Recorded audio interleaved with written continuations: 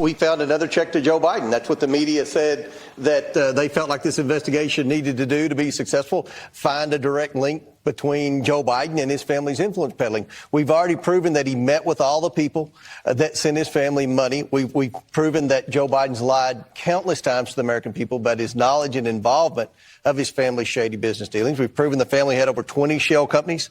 We've proven they've had all these bank accounts. Now we have enough bank accounts in, Sean, where we can actually trace the money back to the source.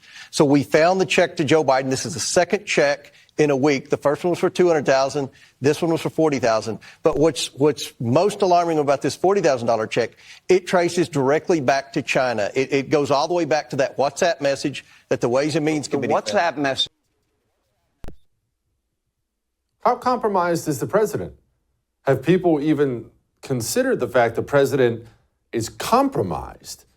Peter Schweizer joins us now. He has an awesome book I would highly recommend. The book is called Red-Handed. It's how the American elites get rich helping China win. Peter, I don't think most Americans have fully digested how compromised the president of the United States of America is by our number one geopolitical foe.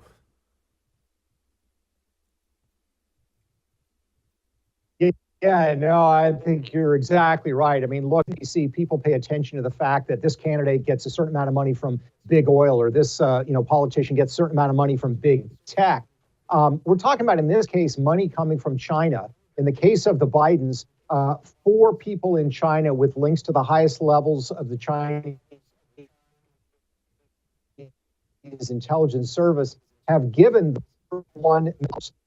That is a huge and enormous problem, and they have yet to explain what they actually did in exchange for this money. There's no tangible service. There's no product they sold to China. So it's an enormous problem. And if you believe that money influences politics, and I think most people do, that Beijing gave the Bidens $31 million, and they are getting things in return for it. And I think there's ample evidence to show that. Peter, I don't want to ask you to speak on things we don't know, right? But I'm glad you brought this up because I can't get it out of my mind ever since we've been talking about this. Okay, these people pay Joe, and these people pay Joe, and these people pay Joe. Yes, but what did they get in return? They didn't shell millions of dollars out to Joe Biden's second cousin's brother's dog for nothing. They got something. Do we have any idea what that something might be? Yeah, we know they got favorable policies, and there's certain specific examples that you can look to, I think, that are pretty clear. I mean, the money started to flow from China, from certain politically connected and intelligence connected businessmen in China, precisely at the time that Joe Biden, as vice president of the United States, was negotiating an agreement that would allow Chinese companies to be listed on the New York Stock Exchange and the NASDAQ, without having accounting standards that any other company on the planet would have to apply by. That was a specific carve-out given to China in 2013. It is exactly the same time that the Bank of China, which was a big beneficiary of that arrangement, started the spigots of money going to the Bidens. There are numerous other examples involving Ukraine as well. So, look, the bottom line is Team Biden wants to say 2 things. Number one, that Joe Biden didn't personally profit from this. Of course, we know he did. He got at least $240,000. But the point is, bribery is not ultimately about the politician themselves necessarily getting paid. If you pay their son, if you pay their spouse, if you pay their brother, and you are giving things to them in return, that constitutes a bribe. And that evidence, I think, is clearly there. All right, we'll set Joe aside for a moment. I'm sure we'll come back to him, but he's certainly not alone when it comes to selling out to China. Just how many American politicians do we think are in China's pocket in one way or another? Well, they're in varying degrees in China's pocket. The Bidens, I think, are deeply in. I think Mitch McConnell is deeply in. His wife, Elaine Chao, in the cabinet in the Trump administration, also served in the George W. Bush administration